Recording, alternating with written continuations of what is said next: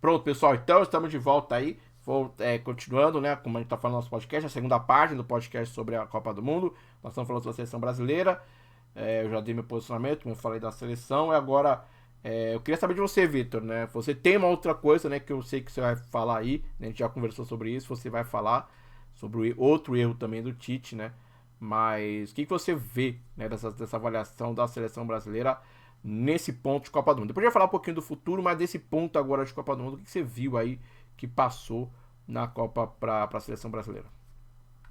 Ó, fazendo um balanço da campanha da seleção, a campanha é baixa. Eu vou dizer, acho que a campanha é baixa. A campanha, o Brasil faz um primeiro tempo muito fraco contra a Sérvia no primeiro jogo, um bom segundo tempo contra a Sérvia e vence o jogo. Um jogo contra a Suíça muito abaixo o jogo inteiro, que já não tinha o Neymar.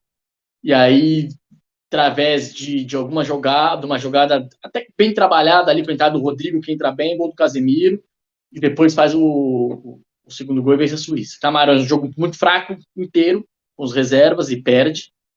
Coreia, um jogo muito bom no primeiro tempo, segundo tempo com o placar resolvido, óbvio, você tira o pé, muitos comentários falam, o Brasil tem que manter, não vejo isso. Sim, você fez o primeiro tempo, você faz praticamente 4-0 no primeiro tempo, é, você tira o pé mesmo, você tem que tirar o pé, você não precisa forçar para fazer 5, 6, 7, até por ser uma Copa de grande intensidade, com o jogo praticamente resolvido, você pode tirar o pé, diminuir o ritmo, até para não ter lesão e praticamente se poupar para a próxima fase, e a próxima fase vem a Croácia, um jogo também bem abaixo, uma jogada individual do Neymar faz o gol, depois toma um gol de contra-ataque e, e nos pênaltis o Brasil acaba sendo eliminado. A campanha em si, é o que eu digo, eu não sou contra o treinador ser um cara de uma nota só. O que é o treinador de uma nota só? O cara apostar num esquema apenas e ir nesse esquema até o final. Eu não sou contra. O Regragui é um cara que apostou nisso. O Regragui é um cara que ele apostou num Marrocos com uma marcação muito forte do meio campo na defesa e de repente jogadores rápidos pelos lados e funcionou e Marrocos chegou na semifinal e ficou em quarto lugar, completou 7 jogos, uma coisa que ninguém esperava, o Marrocos completou 7 jogos. Então, assim, ele foi um técnico praticamente de uma nota só, óbvio, semifinal ele teve que ser um pouco mais pro jogo, mudou um pouco mais as características, tentando atacar num jogo mais direto, mas praticamente ele é um técnico de uma nota só, na Copa do Mundo, o Regragui. E funcionou e fez uma campanha histórica. O Tite tem muito essa filosofia de uma nota só. Ele sempre foi um cara do 4-1-4-1 no Corinthians, onde ele se consolidou como treinador de ponta, quando ele chega na seleção. Nesse 4-1-4-1 ele tem o time de 2015, que conquista o brasileiro com uma grande campanha. Teve o time de 2012, que foi o time que ganha a Libertadores invicto. Então, praticamente, o Tite tem essa, esse meio que técnico de postar sempre num esquema só, numa filosofia de jogo. E eu não acho ruim. Volto a dizer, eu não acho ruim. Porque eu acho que ele tem que saber convocar jogadores certos para essas funções que ele vai fazer. Ele convocou muito atacante. Ele convocou 8 atacantes.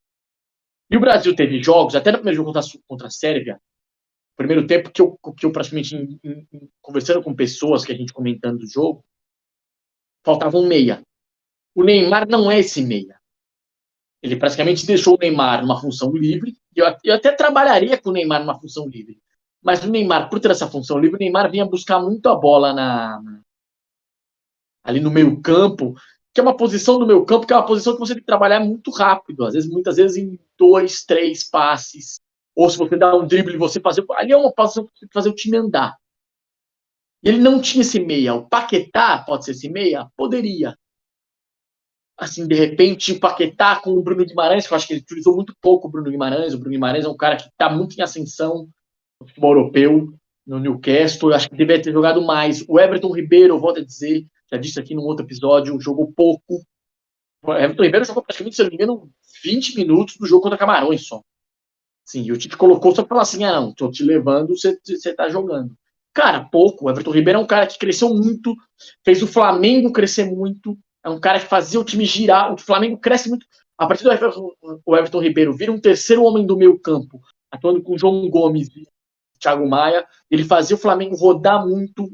O Everton Ribeiro não jogava mais fixo ali pelo lado direito, como ele sempre, muitos treinadores utilizaram ele ali fixo do lado direito do Flamengo.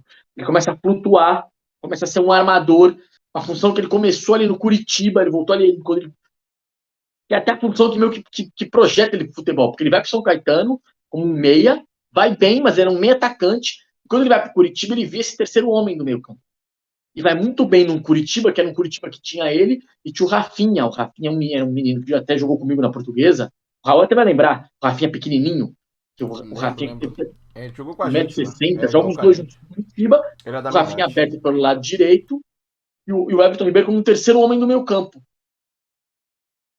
Que o Robinho, na época, o Robinho, que depois vai pro Palmeiras, também jogava, o Robinho era um meia armador, o Everton Ribeiro como terceiro homem do meio campo. E ele cresce do Curitiba, ele no Curitiba ele é vendido pro Cruzeiro e por aí vai, né? Então, assim, utilizou pouco o Everton Ribeiro.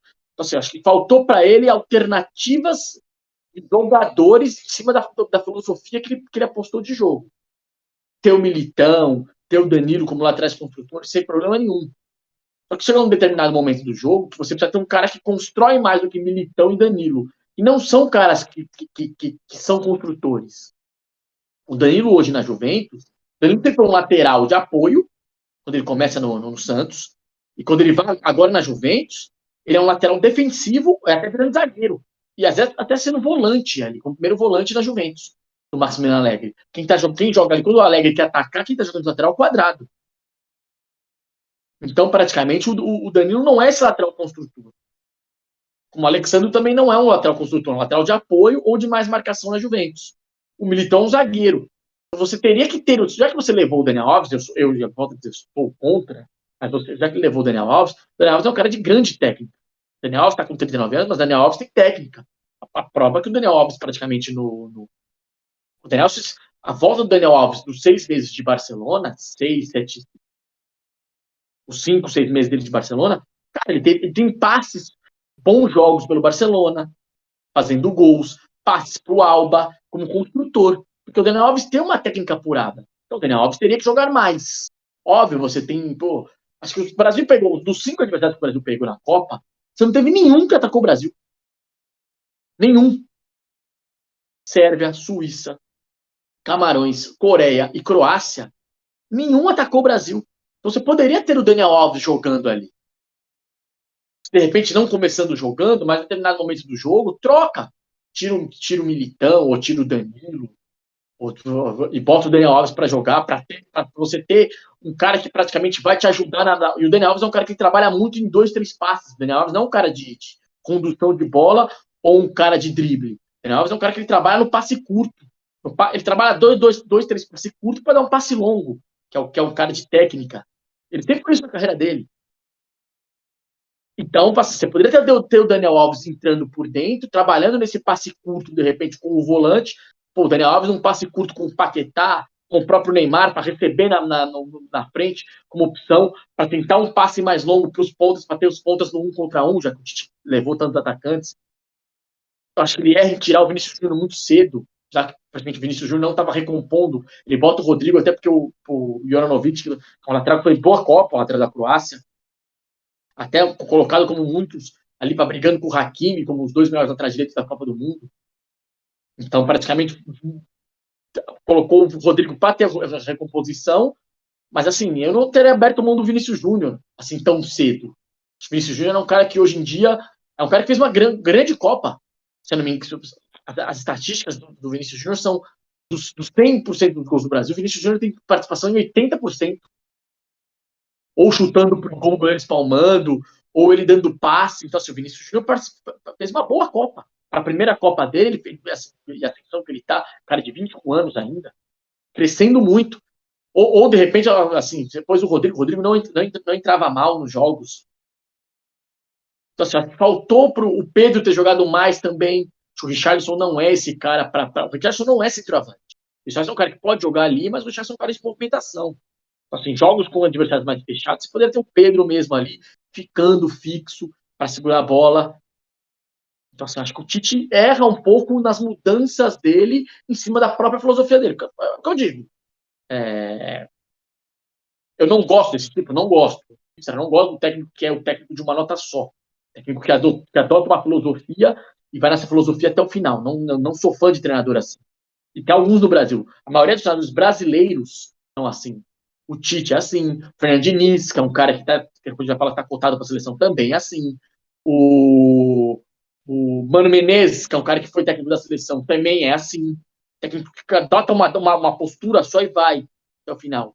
Eu não gosto, não sou fã de treinadores assim. Mas, de repente, se você adota essa filosofia, muda, traga peças para o seu jogo que ele tinha peças. Ele tinha Everton Ribeiro, ele tinha Daniel Alves, ele tinha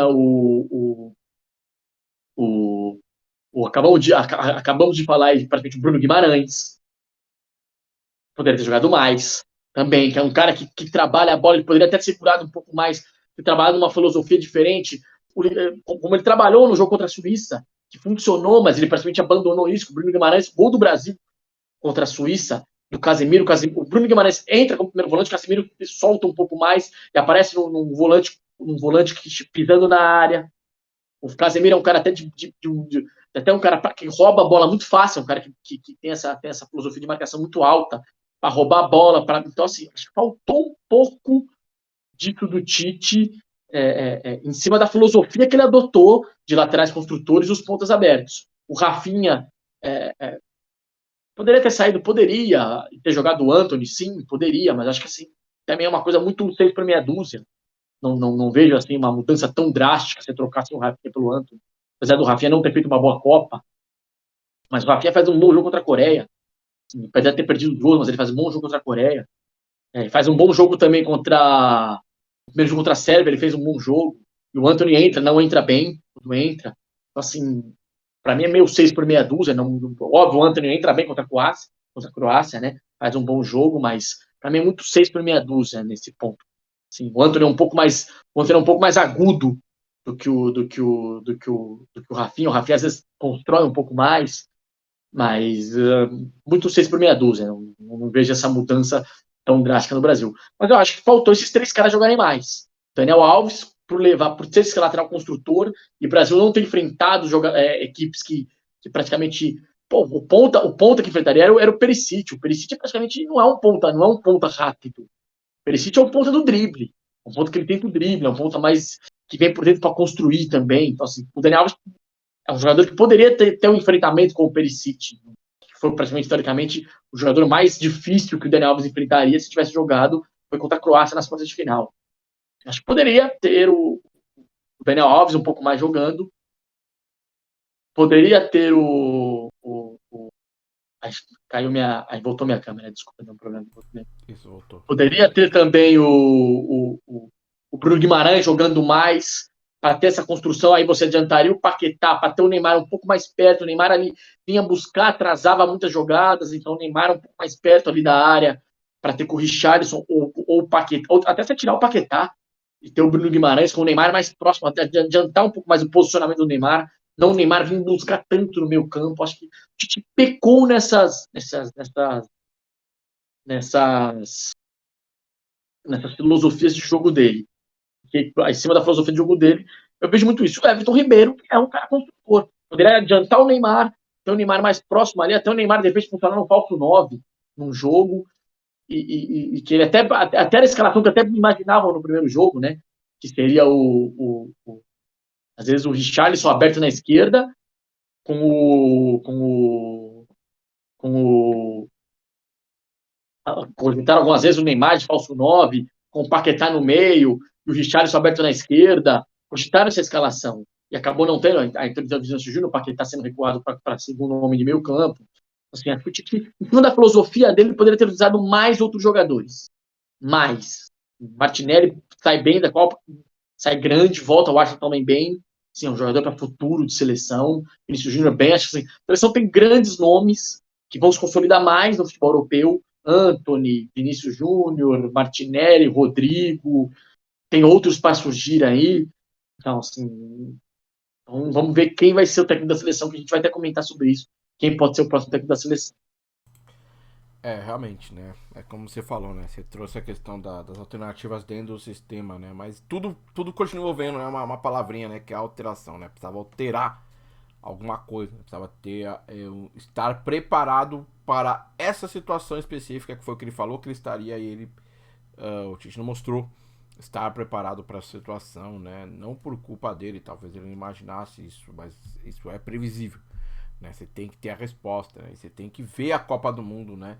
A Copa do Mundo vai acontecendo, ela vai criando um padrão, né? Então, se você não vê os outros jogos, você tem que ver, né? Como treinador, você tem que ficar acordado 14 horas, 15, 17 horas por dia, 18 horas por dia com futebol. Entendeu? Você tem que ver todo mundo jogar, como é que todo mundo tá jogando, como é que todo mundo tá se comportando, estudar o adversário, estudar o seu próprio time para poder tirar o melhor proveito, porque não tem muita chance, né? Não é um campeonato que você joga um jogo, perde, aí dali a um pouco você pode voltar e tentar se recuperar, né? Mas enfim, passou, né? A gente pode ficar só, vamos ficar lamentando, né? Chorando pelo leite derramado. Eu acho que a gente tem que fazer agora, né? É tentar pegar essa lição e focar pro futuro, né? E o futuro da seleção é uma grande incógnita, né? Porque a primeira coisa que a gente tem que dizer é que a equipe da seleção, a equipe técnica, né? O corpo diretivo, todo o corpo técnico da seleção brasileira será trocado, né? Inclusive o último dia deles de contrato é dia 30, tá falando isso no dia 30, né? No dia 31, é amanhã. Amanhã é o último, sábado é o último dia do contrato da galera da equipe atual, né? E depois o presidente da CBF aí, né?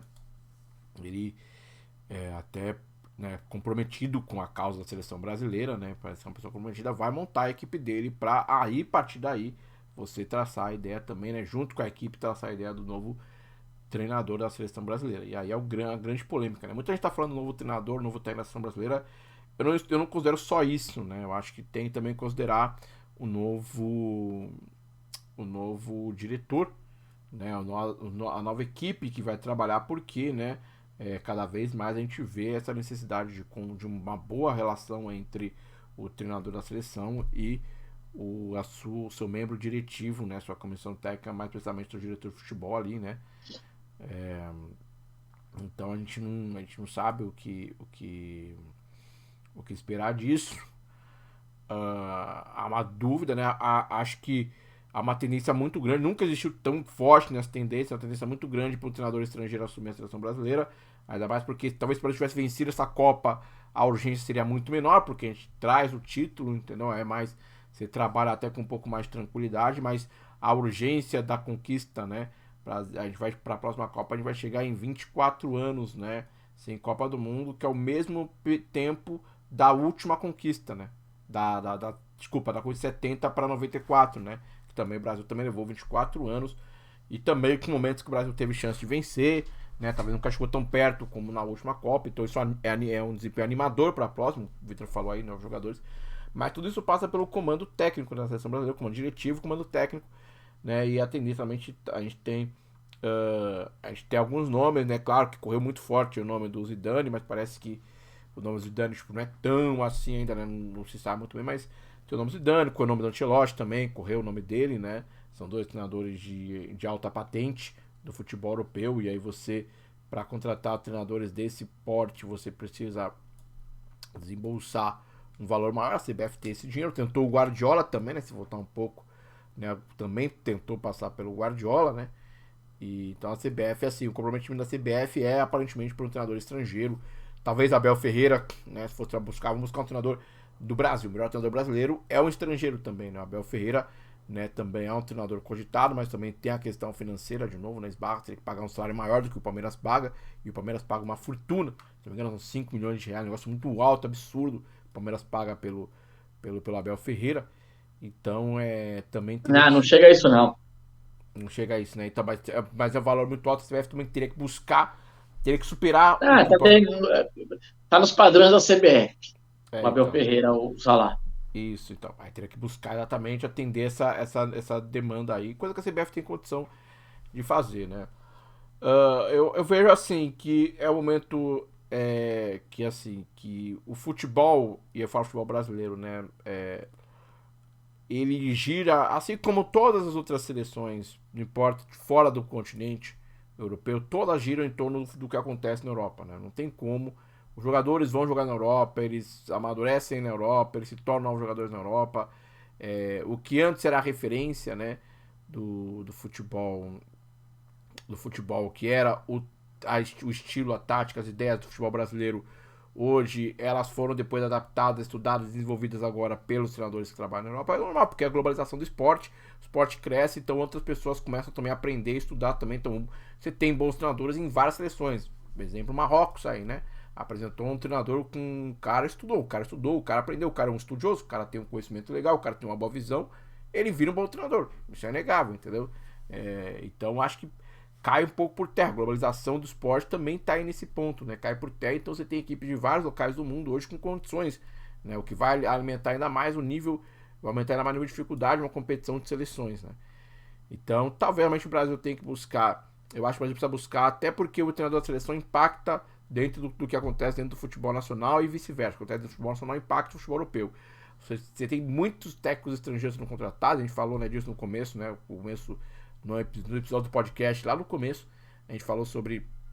No começo do ano, a gente falou sobre isso, né? Sobre a questão da quantidade de treinadores estrangeiros trabalhando no futebol brasileiro. Isso significava, talvez, por uma questão de apuramento, né, do conhecimento do esporte, do esporte como um todo, do esporte de futebol, né? Apesar de a gente ter tecnicamente ainda grandes jogadores na equipe, talvez taticamente a gente fique um pouco atrás por uma questão de aprofundamento. Então, eu, na minha concepção, vejo com bons olhos, né, uma situação. Eu acho que não importa o técnico, eu acho que você tem que ver como é que acontece.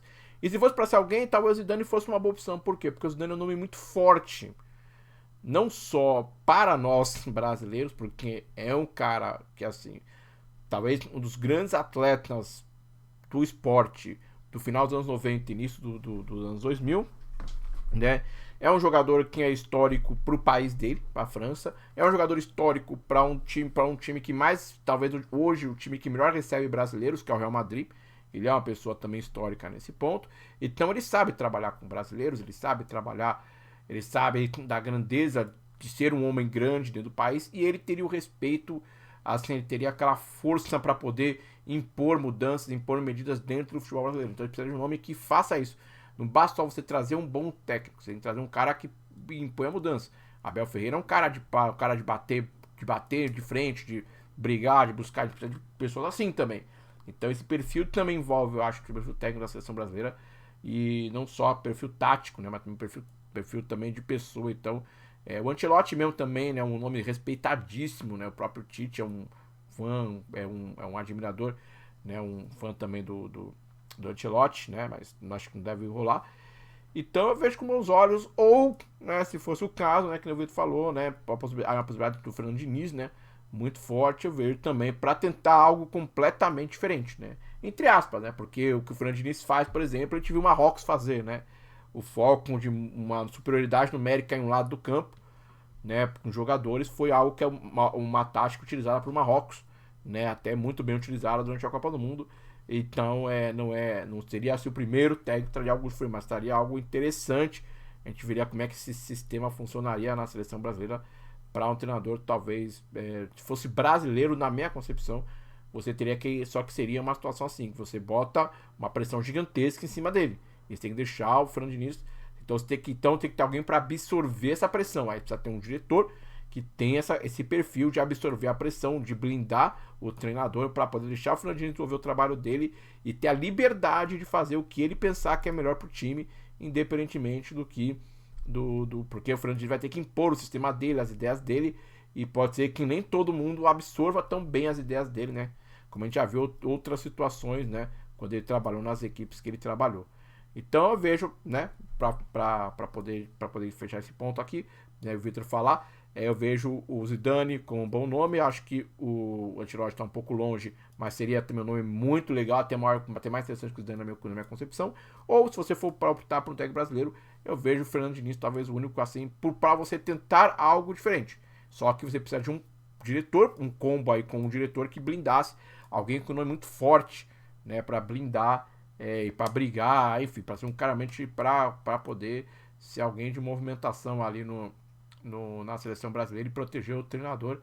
Então você teria que estudar muito bem, né? Eu até cogito, vou dar até um exemplo, não sei se seria essa pessoa, mas um perfil teria que ser algo muito parecido com o do Luxemburgo, que é um cara que blinda quem trabalha com ele, que é um cara que gosta do enfrentamento, um cara que gosta do conflito e que gosta de desafiar a imprensa, desafiar as outras pessoas, porque a gente precisa de alguém para fazer esse trabalho, né? Então precisa de alguém com esse tamanho, né? Ou, por exemplo, o Felipão, né? Mas talvez a imagem dele tá desgastada em relação à seleção brasileira, mas um cara assim, né? Um cara para poder na diretoria fazer essa blindagem e deixar o Fernando Diniz desenvolver o trabalho dele, até se alguém não concordar com o que o Fernando Diniz está falando, o cara chega lá e fala, não, ó, o cara tá falando, tem que seguir o que ele tá falando, tem que seguir as ideias dele e confiar no trabalho dele.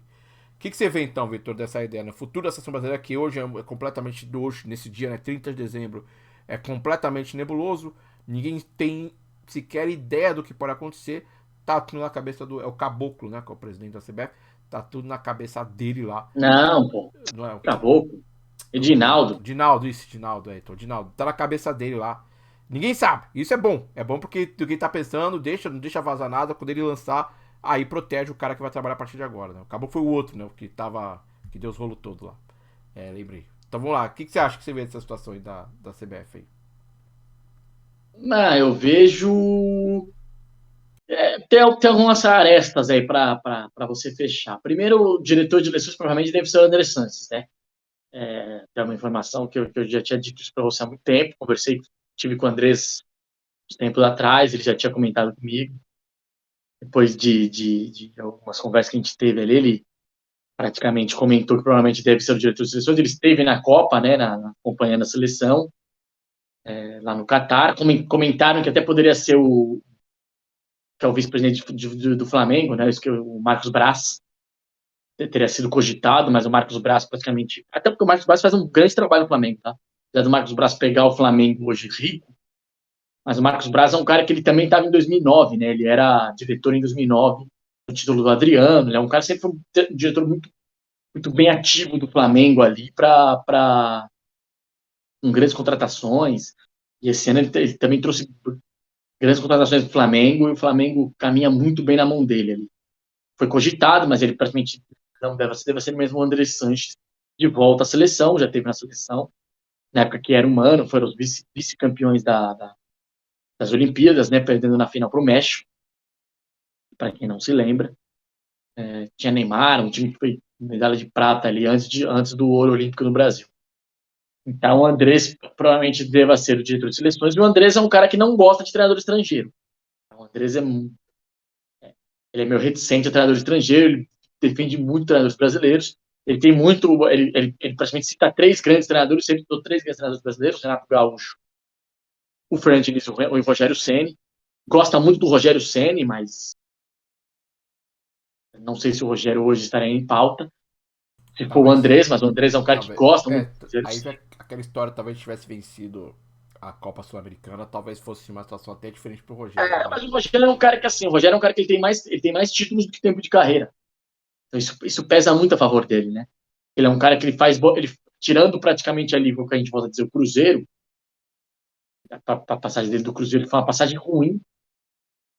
O resto, ele não tem passagens ruins para os clubes. São Paulo, esse ano, foi um time que chegou em duas finais que não conseguia há muitos anos, foi um time competitivo ao seu limite. Flamengo, ele conquistou títulos, de 5 ele conquista 3.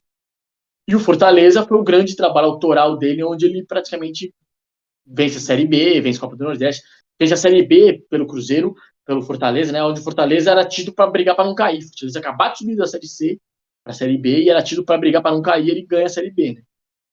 Ganha a Série B até com uma boa vantagem ali sobre os outros que subiram na época. Mas aí vem a passada do treinador estrangeiro, né? O treinador estrangeiro é que, assim, tirando o Abel Ferreira, que hoje é técnico do Palmeiras, eu acho que dificilmente sai, tá? Mesmo que fizesse uma proposta da CBF, acho que o Abel Ferreira não tem planos hoje de dirigir uma seleção. Acho que ele vai cumprir o contrato com o Palmeiras, ele está estabilizado, ele quer ali meio que bater recordes e meio que abrir portas para... Óbvio que se ele tivesse uma seleção brasileira, abriria portas, mas acho que não está nos planos dele hoje de treinador da seleção. Ele praticamente tem um projeto no Palmeiras, que ele conduz o Palmeiras ali meio à maneira dele, meio que jogadores que ele quer trabalhar junto, ele manda trazer, ele manda ir embora. Então, praticamente, acho difícil ele hoje, mesmo que fizesse um convite da CBF, e o Palmeiras já disse que liberaria, mas acho difícil ele aceitar. O problema desses caras, foram cogitados 6 nomes, né? Zidane, Carlo Ancelotti, Roberto Martins, Gadiardo, o Pochettino, o Roberto Martins. Acho que dificilmente esses caras viriam, porque você tem que morar no Brasil, né? Não dá pra você ser técnico, apesar de a maioria dos jogadores, praticamente, essa convocação do Tite, 98% era da Europa, né? Tirando o Everton do Palmeiras, o Everton Ribeiro, o goleiro Everton, né? O Everton Ribeiro do Flamengo, o Pedro do Flamengo, o Everton goleiro do Palmeiras, todo mundo jogava na Europa. Mas você tem que estar aqui, você tem que ver jogadores daqui, porque aqui que praticamente vão surgir também jogadores que você tem que estar de olho.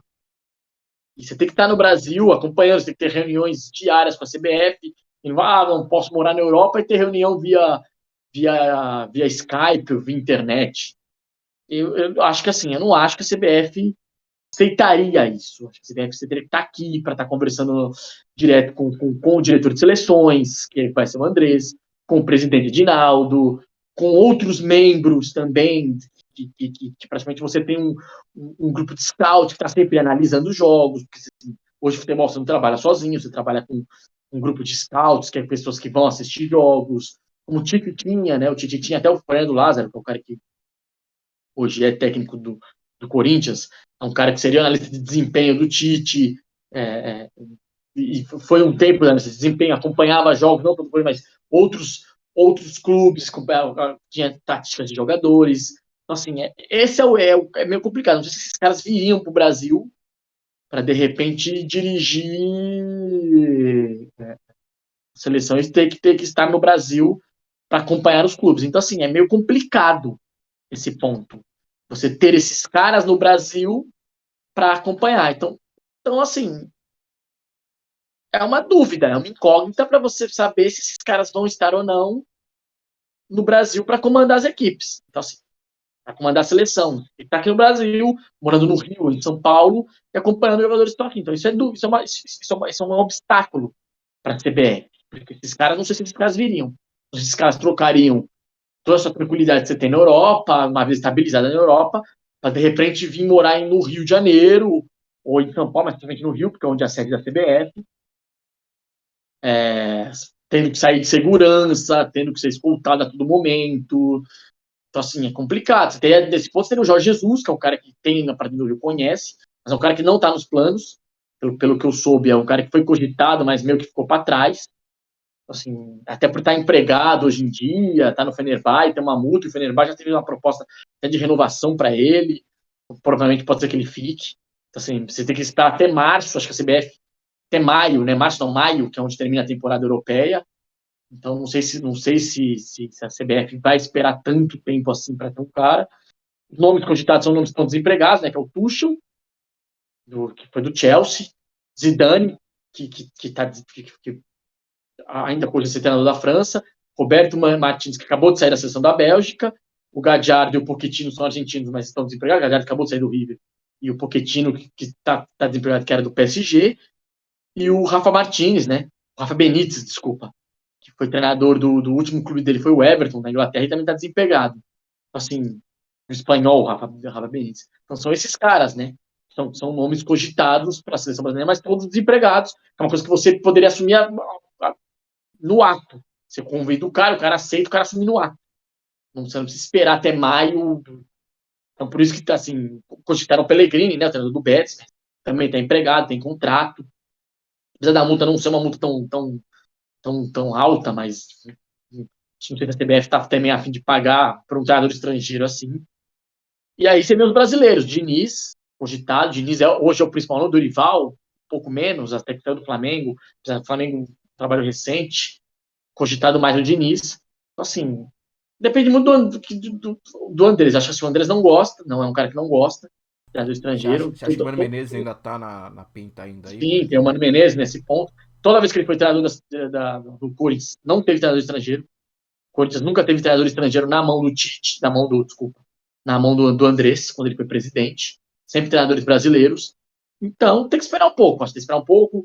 Acho que assim, tendo o diretor de seleções, se for o Andrés, acho que cai um pouco por terra essa história de ter um treinador estrangeiro. Até porque o Andrés é um cara que ele é muito participativo, assim. Como presidente, ele era muito participativo. Assim, Aliás, não de escalar time, aliás, não. aliás, uma Mas o coisa. Andrés é um cara que ele é participativo, ele gosta de Entendi. saber, ele gosta de estar junto, Sim, ele gosta de saber das convocações, é um cara que, apesar de ser um cara que, assim, não entende de tática, mas é um cara que entende de futebol, então ele é um cara muito participativo. Sendo um É, diretor de seleções, não, é é uma bom, é coisa que, bom. assim, o Juninho Paulista era também bem participativo, mas o Juninho meio que não se metia tanto, assim, como o Andrés é um cara que vai querer, assim, Dá tá junto, nome, pode dar cutucada o pitaco sobre o nome, né? jogador, ó, esse cara tá bem, vai lá É, olhar, esse cara joga no entendi. Brasil, tá bem, vai lá Deixa, olhar, então, deixa eu assim, perguntar uma coisa, aliás, até uma curiosidade, até pra gente poder aproveitar esse gancho. Se fosse original, você acha que o procedimento tem que ser diretor, treinador, dessa ordem, primeiro encontrar o diretor, o nome do diretor, e aí você encaixa o treinador dentro do diretor, ou você acha que tem que encaixar o treinador primeiro, pelo menos assim, não contratar, mas ter o nome do treinador, e aí você encontrar um diretor que encaixe com aquele treinador? eu acho que teria que ser primeiro o treinador. Porque eu acho que não adianta você ter um diretor e esse diretor trazer o treinador, porque esse diretor não vai segurar. O Andrés não vai segurar o treinador se tiver resultados ruins.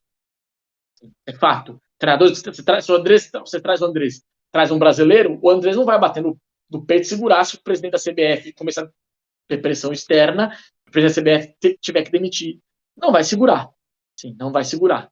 Assim, o Edinaldo é um cara que, assim, também, pelo que eu soube, também é um cara que não é tão fã de treinador estrangeiro. É um cara que também ele prefere treinadores brasileiros. Ele é um cara É muito que ligado ele ao caboclo. é que É muito, é envolvido a classe, né?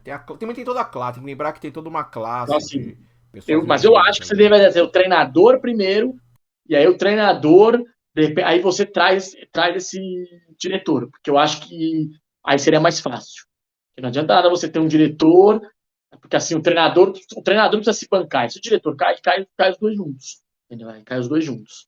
Assim, eu sou muito adepto de ter o, É, entendi. ter Não, porque o eu também seguro essa minha linha, porque eu acho que quem vai estar na linha de frente sempre vai ser o treinador treinador. primeiro, depois você vai acerta um diretor que vai saber alinhar tal. Mas provavelmente o diretor vai ser o Andrés. É, Tá? Assim, né? Tudo o indica, né? Dinaldo, que é um diretor que tem influência seja brasileiro, isso é fato. Não vai ser um cara de fora, vai ser um diretor brasileiro que tenha boa influência não só dentro da CBF, mas também na FIFA tal. E o Andrés é um cara que, nesse ponto, é um cara que, que, que Foi tem um atuante bom na Copa do trâmite. Brasil, né? Na organização da Copa do Tem um Brasil. bom trâmite. O Andrés é um cara de É, bom trâmite, na FIFA, isso mesmo. tanto principalmente na CBF, mas também na FIFA também, Isso, é concordo. para ter essa abertura. É. Então, deve ser o Andrés.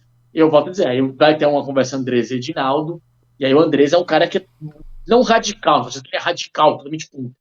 Mas ele é um cara que a tendência dele muito é treinador brasileiro. Falei, mano, ele comentou já muitas vezes, gosta muito do Rogério Ceni, volto a dizer. O Rogério Ceni é um cara que ele, até uma época, saiu um polêmica, ele cogitou o Rogério Ceni pro Corinthians, o Rogério Ceni, mas em vez de ficar com São Paulo, o Andrés falou que não.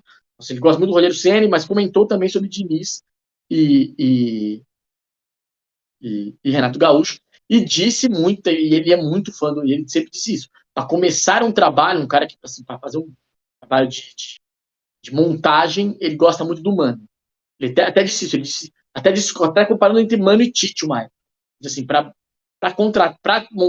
montar um time, eu trago o Mano. Para o meio de uma temporada, assim, eu trago o Tite, mas para montagem de um time, eu trago o Mano. Então pode ser que de repente o Mano também, o Andrés sendo presidente, o Mano também volte aos holofotes aí para É, ser o treinador da seleção brasileira. o nome do mano tá em alta, né? Importante falar que vice-campeão, o Inter não foi bem na Muito bom Sul-Americana. trabalho, tá? Mas Muito bom o trabalho que trabalho ele dele fez no Inter é no Inter. espetacular. Você pega o. Eu não falo não só o. Eu acho que até o estilo de jogo do Mano poderia se encaixar bem com o que a seleção brasileira precisa fazer. Né? Que ele joga com um time mais direto, né? Lá no Inter, né? Com foco Sim, na velocidade um dos foco numa jogadores marcação muito isolados. forte, É, uma marcação muito forte, um jogo bem objetivo e direto. Esse isso, então. Seria um é trabalho o estilo completamente do Mano oposto ao do Menezes. Tite, que gosta do Brasil cozinhando o jogo, rodando. talvez possa tentar buscar isso daí. Pode ser uma situação interessante. E o Mano também constrói bons sistemas Mas isso a gente defensivos. debate, isso a gente tem que debater quando praticamente tiver o treinador da seleção É. mesmo, ou confirmado, a gente debate o estilo do treinador, o que E, se esperar desse treinador certo. quando for anunciado.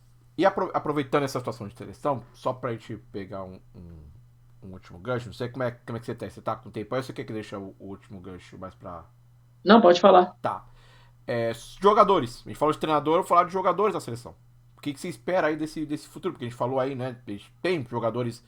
A gente tem Rodrigo, a gente tem o próprio Vinícius Júnior, né? 20 anos apenas ainda. A gente tem o próprio Rafinha, apesar de ter ido bem nessa Copa, nada impede dele voltar. A gente tem Bruno Sim, o Guimarães. Rafinha é novo. O Rafinha tem 25, 24, 25 anos, novo ainda. Entendeu?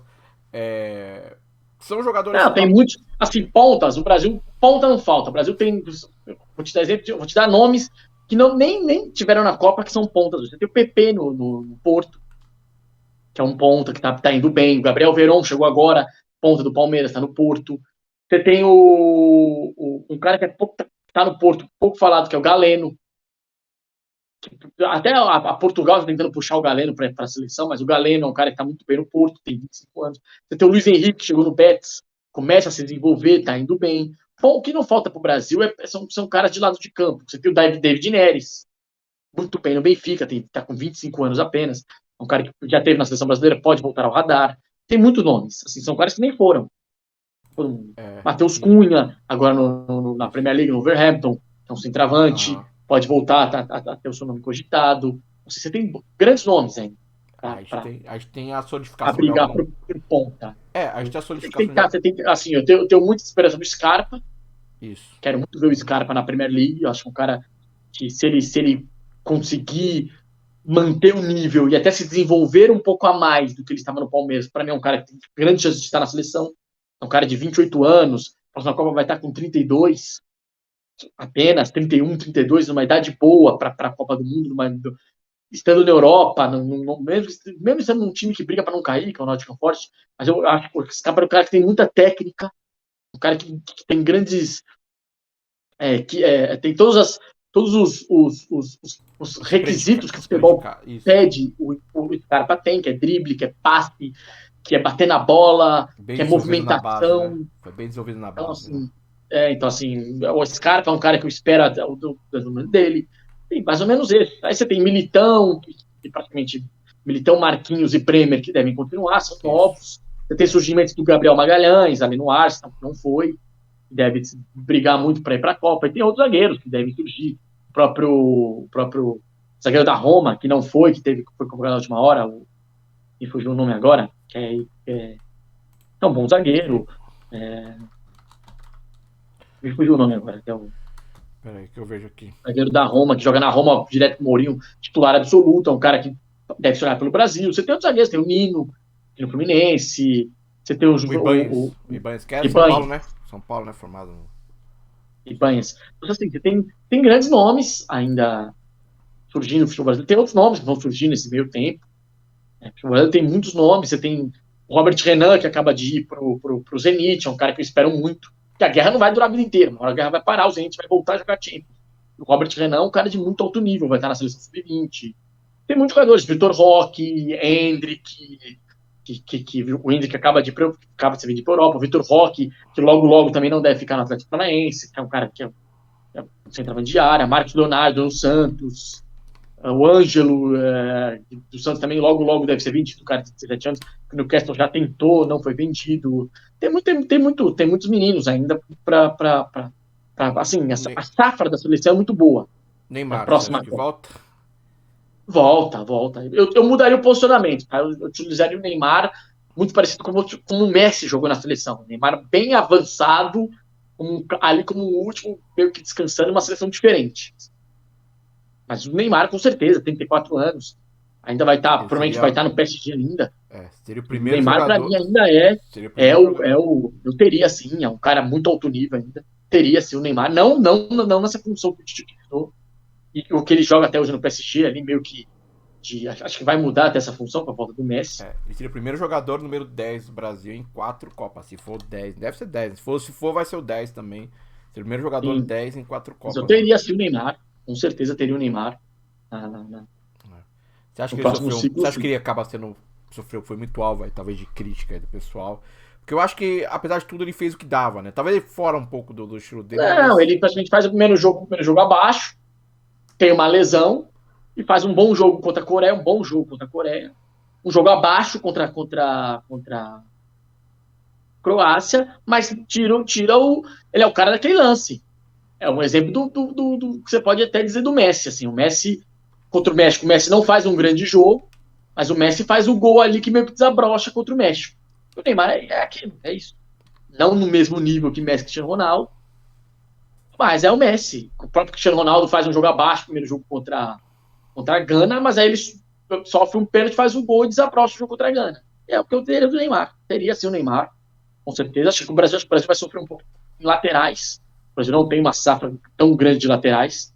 Acho que você tem, de repente, o Wanderson no Mônaco, o Emerson Royal no Tottenham. E não vejo o Danilo já tá um pouco mais velho. É, na esquerda. Na esquerda até que tem, né? Na esquerda Na tem esquerda um. você tem o Caio Henrique, que está hoje no Mônaco também. É um cara de muito tempo no Mônaco lá, é um cara que pode. Muito bem O trabalhado, né? Arana, Isso, o Arana. Arana no Atlético Mineiro. De repente são esses caras assim que você tem um. Você apostam muito no menino que está que é o Vinícius Tobias, né? O menino que está no Real Madrid, que vai jogar o Mundial Sub-20. Está no Real Madrid, né? Estava no Real Madrid B, mas Isso. parece que já está subindo para jogar pelo time A, porque o Carvajal já está com a idade um pouco mais elevada. O que é o reserva, que é o Lucas Vazquez, também tem 30 anos, dois já estão com 30 anos. Ele deve ser mais incorporado ao primeiro time, que é um menino de 18 anos, lateral direito. Assim, tem que se esperar, né? Quem vão ser os laterais da seleção brasileira. Lateral, o Brasil tem um pouco mais de dificuldade em encontrar. O resto, posições, você tem Guimarães ainda no meio campo, tem Paquetá é novo ainda para jogar no meio campo, Casemiro mesmo vai ter 34, mas eu terei o Casemiro também, acho que o Casemiro é um cara que se cuida, com certeza vai estar em um alto nível ainda até lá. E tem surgimento de outros, Fabinho, ou se não tiver o Fabinho, você tem outros bons primeiros volantes para surgir no futebol brasileiro. Então, assim, acho que tem o Danilo, João Gomes, Danilo Palmeiras, João Gomes, o Pablo Maia tá para ser vendido para a Europa logo logo, do São Paulo, você tem o André do Fluminense, que pode ser primeiro volante, você tem, pô, deve estar esquecendo alguém aí, os primeiros volantes que surgiram, grandes primeiros volantes surgiram aí no futebol brasileiro, logo logo devem ser vendidos, então a safra é boa. É. As Acho que o Brasil laterais é um pouco. retomou então um pouco o nível, né? O alto nível Sim, sim, de sim. coisa que o Brasil ficou um tempo. Coitado, né? O Neymar acaba sofrendo. Goleiros também, tem bons goleiros ainda. É, Para mim, a grande incógnita são laterais.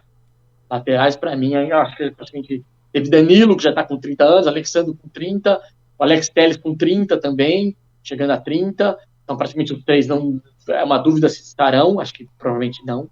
Se tiver um ou outro deles só, de outros laterais, Daniel Alves, óbvio, não vai estar, né, na seleção. Então, a dúvida é mesmo as laterais. O resto, acho que o Brasil está bem, tem grandes nomes aí. O surgimento também espero muito do Scarpa, vou dizer. Acho que o desenvolvimento do Scarpa, para mim, é a grande dúvida. Joelinton é um cara que também tá bem, pode se né? olhar. Joelinton é um cara que provavelmente vai estar É, nas próximas competições. Joelinton muito bem no futebol europeu. O Joelinton até que já chegou a dúvida se o Tite até convocasse ele para o último amistoso, até levar ele para a Copa, porque o Joelinton está muito bem. A tendência do Newcastle é só subir, é só continuar brigando agora, sendo um clube rico, brigando é, tanto na Premier League, mas também nas outras competições europeias. Então, o Joelinton também, um cara o Joelinton é novo, tem 25 anos, então é um cara que vai estar muito nas próximas convocações, é um cara que se adapta, né? É um cara que hoje está jogando aberto, como um versátil, jogador né? de. É, então. Volume, né? Igual, me lembra muito Martinelli também um pouco, né? Não, ele é diferente. Ele é um cara mais. Ele é mais um, um meia que joga aberto e vem por dentro, mas não um meia, ele é um meia É. atacante, assim, É, um jogador de de. construir, de vir trabalhar a bola. Isso, Mas é um cara que, assim, tem muitos para surgir ainda. Vamos esperar. Acho que as laterais é a dúvida. É, então fiquei com o Brasil. Joga daqui a 3 meses, um pouquinho menos de 3 meses, né? O Brasil já vai voltar em campo e vamos ver, né? Então o futuro é bom, né? Eu acho que independente de qualquer coisa, acho que é óbvio que fica a decepção, né? Entre aspas, né? Porque esperar muito mais do Brasil nessa Copa do Mundo.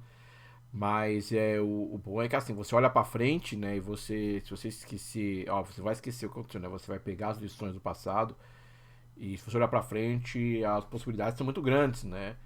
E se você for comparar com outros países também, que também vem forte, né? Também, óbvio, tem outros países também que vem forte, outras seleções, mas o Brasil realmente volta, acho que vai voltar definitivamente a ser, né, um protagonista, né? É isso que a gente quer. A gente quer a seleção protagonista, a gente quer a seleção brigando e eu acho que o caminho tá muito bom, né? Então acho que agora é só esperar mesmo, né? Esperar, não ter muito o que fazer, aguardar os próximos dias e abraçar o trabalho, trazer para que o novo treinador faça um bom trabalho, independente de quem seja, brasileiro ou estrangeiro, que abraça a seleção, que faça um bom trabalho, que continue trazendo essa força e que chegue na próxima Copa do Mundo com a mesma força que foi nessa última, mas talvez com algumas ideias novas para sobressair situações de estresse e a gente consiga efetivamente rumar, né, atingir esse último ponto. Até porque com essa vitória da Argentina, o peso em cima da CBF o peso interno, né, o peso na Conmebol, tudo em cima do futebol brasileiro aumenta, né, porque a Argentina é atual campeão do mundo, né, é atual campeão da Copa América, né, então o peso na seleção está muito grande, então é algo bom, quando você é desafiado é quando você mostra as suas melhores qualificações, então é isso que a gente espera para a seleção brasileira a partir de agora, né? Então, com isso a gente encerra, né, um episódio aí especial, bem longo, nosso episódio mais longo. Aí eu acho que merece, porque a Copa do Mundo foi muito boa, né? Então ela merecia um episódio mais longo, uma discussão um pouco mais aprofundada, né? Não só da Copa em cima da seleção brasileira em si. E, bom, e fica para mim, não sei se vocês vão ver esse vídeo antes ou depois do novo, mas fica aí um bom ano novo, um bom 2023, né? Para você que está acompanhando. Muito obrigado, né? Esse projeto novo aí que a gente começou aqui em 2022 com esse canal, né? Ele começa, tá muito legal. Eu espero, não esqueça de se inscrever, né, pessoal? Você acompanha o canal aí, se inscreva aqui, porque é um projeto novo, né? Um projeto diferente, é um outro canal. Então, eu quero trazer mais conteúdos para cá, então eu preciso da sua participação, do like, né? Deixa o like, se inscreva, curta o vídeo, né? Compartilha também, né? Manda aí, o pessoal gosta de futebol, né? Fala, olha só que legal que o pessoal tá falando aqui, porque a gente tá dando uma visão um pouco diferente, né, do que o pessoal, do que você vê por aí, falar, fulano falou tal coisa sobre o futebol, não, ó, vê o que esses caras que estão falando aqui, que ó, como eles estão falando um negócio legal aqui sobre a Copa do Mundo, sobre o futuro da seleção, então fica uma mensagem legal, espero que vocês tenham gostado, muito obrigado, agradeço de novo, né, pelo apoio, né, por vocês por isso em 2022, eu aguardo vocês em 2023, que todos vocês aí tenham toda a sorte do mundo, né, que atinjam seus objetivos, que consigam conquistar aí tudo que vocês pretendem também, e que a gente também aqui também consiga continuar, né, porque a gente vai, o foco vai voltar aí para os clubes, né, para a história, a gente vai também continuar tentando melhorar ainda mais o nosso conteúdo, trazer cada vez mais profundo aqui, vocês terem um conhecimento maior, assim, né? E ajudar vocês, né? Até dar uma outra visão, ou até mesmo aprofundar mais a visão de vocês, né? Essa é a nossa missão aqui com esse podcast. Então, muito obrigado. Vou deixar aí pro Vitor encerrar. Não esqueça de deixar o like, se inscrever e compartilhar, tá bom? Tamo junto. Fala daí, Vitor. Valeu. Bom, valeu, pessoal. Saúde a todos. Feliz 2023 aí para quem está assistindo, para também quem não está. Assim que seja um grande ano para todos, de muita saúde acima de tudo, realizações, vitórias para todo mundo. Tenhamos um grande ano de 2023, como o nosso ano aqui foi bom também em 2022. Beleza? Curtam, compartilhem, mandem like, mandem aí para as pessoas, vocês, seus amigos, parentes, quem vocês quiserem mandar. Já disse o que vocês querem saber sobre games, sobre o mundo do futebol, mundo dos games. Manda que a gente traz para vocês aí críticas, sugestões, estamos sempre abertos. Tem praticamente sempre com muita educação, como eu sempre digo. Então, estamos praticamente abertos a tudo. Saúde, paz, curtam, compartilhem, se inscrevam no canal. 2023 está aí. Saúde para todos. Feliz ano novo. Valeu, fui!